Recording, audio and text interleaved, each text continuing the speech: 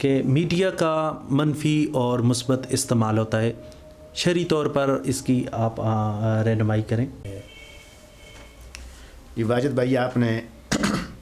Media کے استعمال پر منفی اور مثبت استعمال کے بارے میں شرعی نقطہ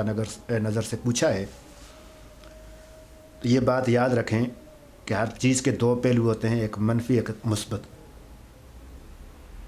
منفی دنیاوی اعتبار سے بھی بہت نقصان کا ذریعہ ہوتا ہے اور اخروی اعتبار سے بھی بہت زیادہ نقصان کا ذریعہ ہوتا ہے۔ آج ہمارا نوجوان جو ہے وہ میڈیا کا استعمال کرتا ہے لیکن منفی انداز میں استعمال کرتا ہے۔ میں اپنے اس میڈیا کے ذریعے سے اپنے نوجوانوں کو یہ پیغام دینا چاہوں گا، یہ یاد رکھیں، حدیث کا مفہوم ہے کہ جو آدمی کوئی برا کام کرتا ہے اور لوگ اس کے برے کام پر چلنا شروع کرتے ہیں، وہ آدمی مر جاتا ہے تو لوگ اس کے برے کام کو جاری رکھتے ہیں، تو اس مرے ہوئے کے نامہ اعمال کے اندر برائیاں لکھی جاتی ہیں۔ اب ایک آدمی میڈیا کے اوپر آ کر کوئی غلط چیز شیئر کر دیتا ہے، کوئی ویڈیو اپلوڈ کر دیتا ہے، کوئی گانا بھیج دیتا ہے، خدا نخواستہ اس کا حادثہ ہو جائے، وہ مر گیا، جب تک اس کی یہ ویڈیو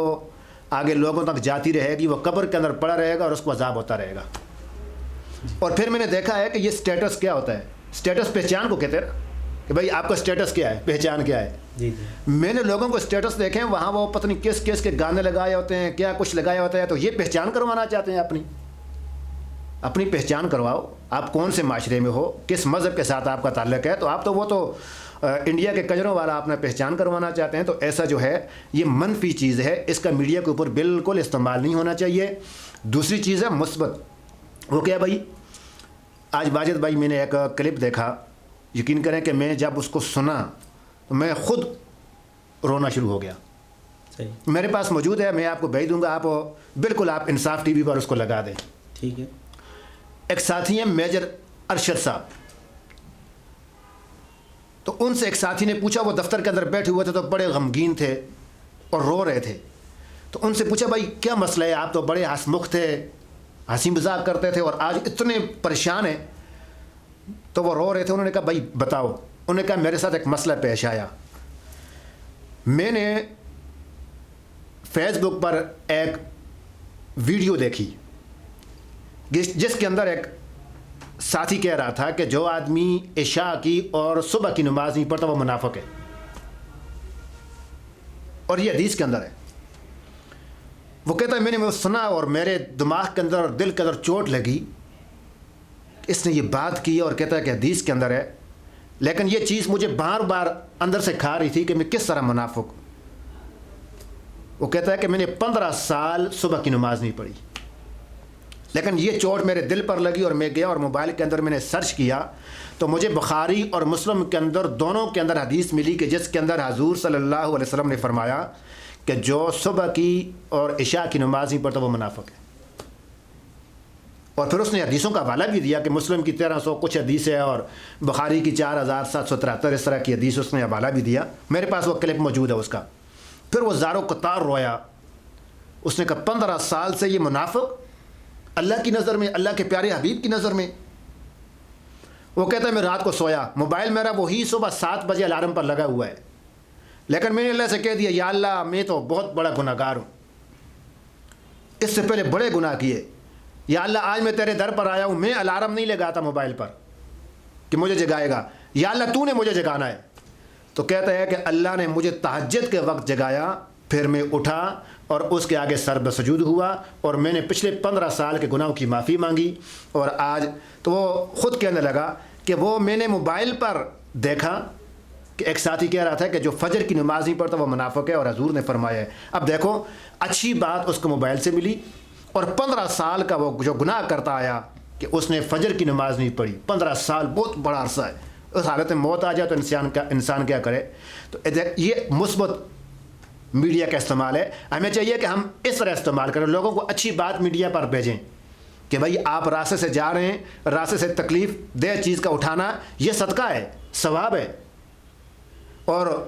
اسی طرح ہم جاتے ہوئے کسی کو سلام کر دیں، یہ باتیں میڈیا کے اوپر لوگوں تک پہنچائیں اور لوگوں کو بتائیں کہ ہم مسلمان ہیں۔ تو واجد بھائی آپ نے جو میڈیا کے حوالے سے پوچھا تو یہ بالکل ہمارے اوپر ڈیپینڈ کرتا ہے کہ ہم اس کو کس طریقے سے استعمال کرتے ہیں، منفی طریقے سے یا مثبت طریقے سے۔ منفی طریقے سے ہماری دنیا بھی خراب ہو جائے گی اور آخرت بھی خراب ہو جائے گی، مثبت طریقے سے ہماری دنیا بھی بن جائے گی اور آخرت بھی بن جائے گی۔ جی حضرت مولانا حاجی عبدالقدیر نقشبندی صاحب، آپ سے سوال کرنا چاہوں گا۔ آپ یہ بتائیں کہ مسلمانوں کا ایک دوسرے سے تعلق کیا ہے؟ واجد رحمان صاحب، آپ نے سوال کیا کہ مسلمانوں کا آپس میں تعلق کیا ہے، رشتہ کیا ہے، تو اس کو ہم قرآن کے حوالے سے جانیں گے۔ اللہ خالق کائنات قرآن مجید میں ارشاد فرماتا ہے انما المؤمنون اخوہ، مسلمان سب آپس میں بھائی بھائی ہیں۔ اور حضور نبی مکرم رسول محتشم امام الانبیاء خاتم النبیین صلی اللہ تعالیٰ علیہ وسلم کا ارشاد ہے، فرمایا کہ المسلم اخو المسلم، مسلمان مسلمان کا بھائی ہے۔ اور ایک روایت میں میرے آقا نے فرمایا کہ مثل المؤمنین، مسلمانوں کی مثال کس چیز میں؟ حضور فرماتے ہیں فی توادہم، کس میں جی؟ فرمایا کہ ایک دوسرے کی جو ان کی آپس کی مثال ہے مومنوں کی ایک دوسرے کے مودت کے حوالے سے، اور سرکار دو عالم صلی اللہ علیہ وسلم کا وتراحمہم، اور ایک دوسرے کے ساتھ صلح رحمی کے حوالے سے، اور حضور فرماتے ہیں وتعاطفہم، اور ایک دوسرے کے ساتھ مہربانی کے حوالے سے۔ مثل الجسد الواحد، ایک جسم کی مثال ہے۔ اور حضور صلی اللہ علیہ وسلم فرماتے ہیں اذا اشتقا منہ، جب کبھی جسم میں سے کسی ایک کو تکلیف پہنچتی ہے تو فرمایا تدعی لہ سائر الجسد او کما قال، فرمایا کہ اس کی وجہ سے پورا جسم بے چین ہو جاتا ہے۔ اور اس کو ہم موجودہ حالات کے تناظر میں جب دیکھتے ہیں تو فلسطین کے ان مسلمانوں کے اوپر ظلم ہوتا ہوا جب ہم دیکھتے ہیں تو ہم پاک دنیا کے کسی بھی کونے میں ہوں لا الہ الا اللہ محمد رسول اللہ پڑھنے والے، تو ہماری بے چینی جو ہے یہ فطرتی امر ہے، کیونکہ وہ ہمارے بھائی ہیں۔ ہم ان کی تکلیف کو، ہم ان کے مصائب کو، ہم ان کے اوپر جناب من مظالم کو اس طریقے سے دیکھ کر برداشت نہیں کر سکتے ہیں۔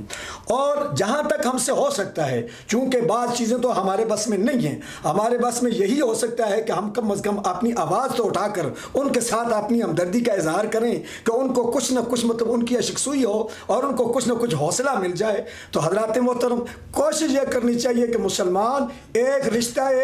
کلمہ کی وجہ سے ایک دوسرے کے ساتھ جڑے ہوئے ہیں، اس رشتے کو اتنا قوی کریں کہ جناب باہمی جو اختلافات ہم نے اپنے اندر جناب بنائے ہوئے ہیں ان کا مکمل طور پر خاتمہ ہو، اور مسلم امہ ایک پلیٹ فارم کھڑے ہو کر اپنے جناب مخالف کو للکارے تو انشاءاللہ کامیابی ہمارے قدم چومے گی۔